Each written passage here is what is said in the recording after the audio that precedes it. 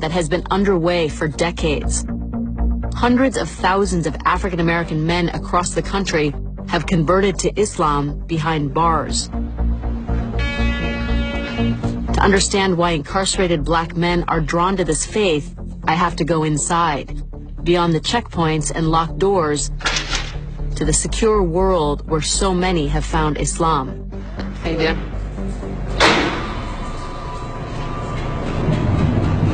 Allahu Akbar, Allahu Akbar, Allahu Akbar, Allahu Akbar. It's time for afternoon prayers, and the Muslim inmates in this California state prison are doing what was once forbidden, having an Islamic worship service. In the toughest jails in America, black prisoners are listening to a new voice of authority. Praise be to Allah, Lord of the worlds, the beneficent, the merciful, owner of the Thousands of hardened criminals are turning to Allah. Here alone we seek for help. Show us the straight path. All over the country, black Americans are converting to Islam, now the fastest growing religion in the United States.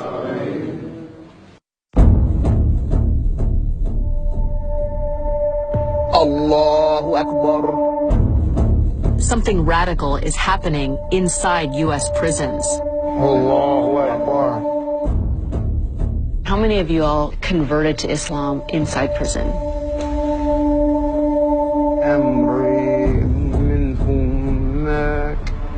Once you study the truth, What was it about Islam that resonated with these men? It allows them to be men. Islam transforms heart. It changes the person totally. But this isn't just about the lives Islam touches in prison. We are leaders. We are a community. Islam has been in this country for more than a century. It's about a community in America that has practiced the faith for generations. We are not a new face to Islam. But despite its history here, Islam is still deeply misunderstood. I do not feel oppressed. We love our brothers. We do. We really do.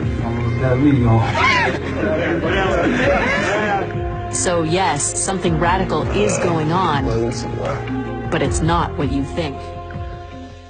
Of the 3,832 inmates at Solano Prison, the chaplain estimates about 5% are practicing Muslims. The prison doesn't track religious identity, partly because it's so fluid. How many of you have been in here more than once? How many of you have been here more than 5 times?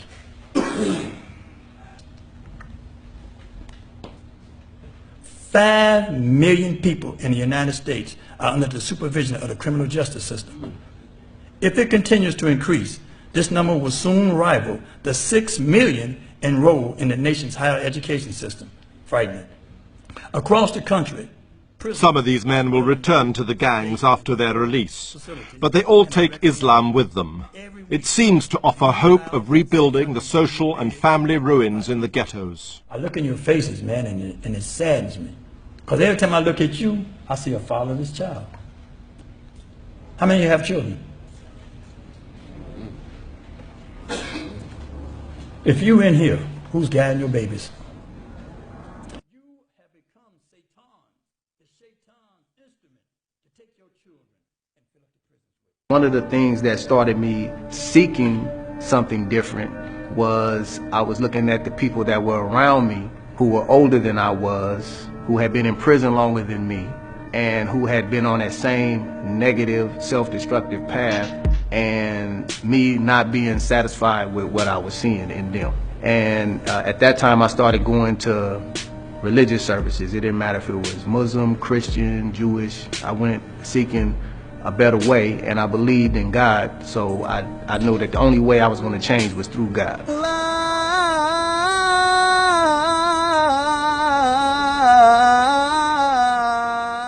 In a district of Chicago known as Terror Town, the Imam or priest, Rami Mohammed, leads Friday prayers. Rami spent 5 years as a U.S. Marine. He taught himself Arabic and converted to Islam while working as a prison guard. If thou hast willed our defeat, thou will be worshipped no more. Amin was once charged with a double murder. He's one of several former gang members who attend the mosque. Allah subhanahu will suffice you. Nashhadu an la ilaha illallah wahdahu la sharika lahu. Lahul mulku wa lahul hamdu yuhyi wa yumeet.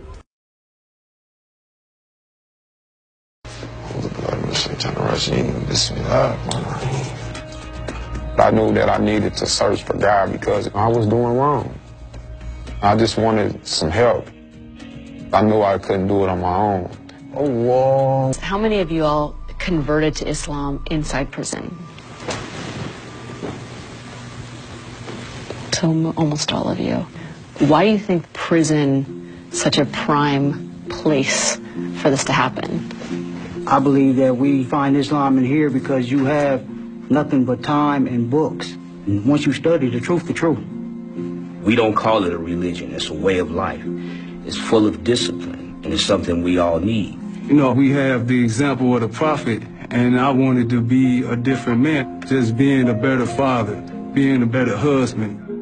I'm hearing stories of transformation, but these men are felons, and now they're embracing a faith that some people have come to fear. There is a perception that men convert to Islam and then become radicalized in prison. How do you respond to that?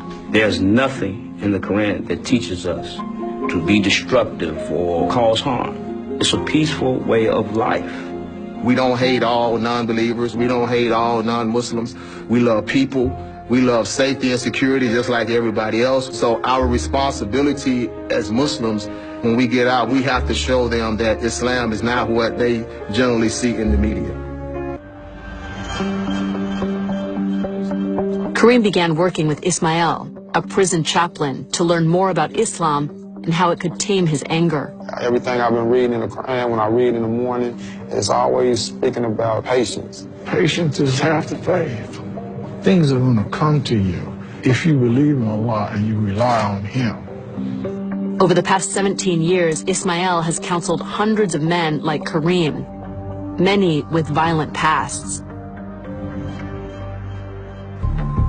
Islam is founded on discipline and faith. Alcohol, drugs, and sex outside of marriage are forbidden. Moral virtues such as truthfulness, kindness, and patience are guiding principles. Allahu Akbar, Allahu Akbar, La ilaha illallah. La ilaha illallah. Kareem and his fellow Muslims have spent years developing those qualities in themselves. Once a week, they come together in prayer. Allahu Akbar. Allahu Akbar.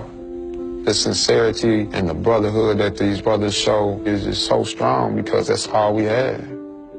For Kareem, one of the initial draws to the faith was that the Prophet Muhammad had companions who were the lowest members of society. His followers were outcasts. They were like us. Assalamu alaikum wa rahmatullah. In just 24 hours, Kareem will part from these brothers and be released.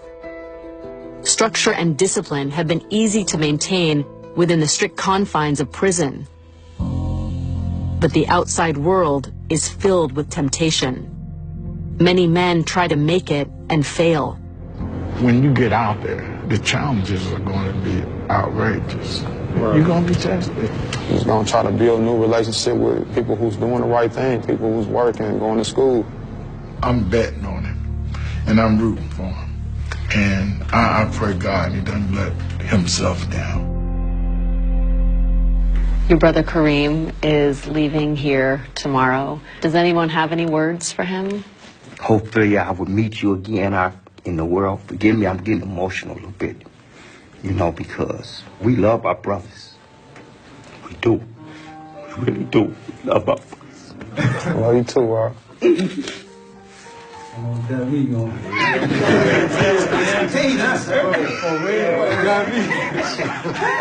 Okay, Muslims are allowed to cry, come on. But in prison, you're supposed to have this manly facade that you're never supposed to cry, but We do, man. We do cry. We do. Things do get emotional. Kareem is clearly going to be missed. You know we love you. Love you too.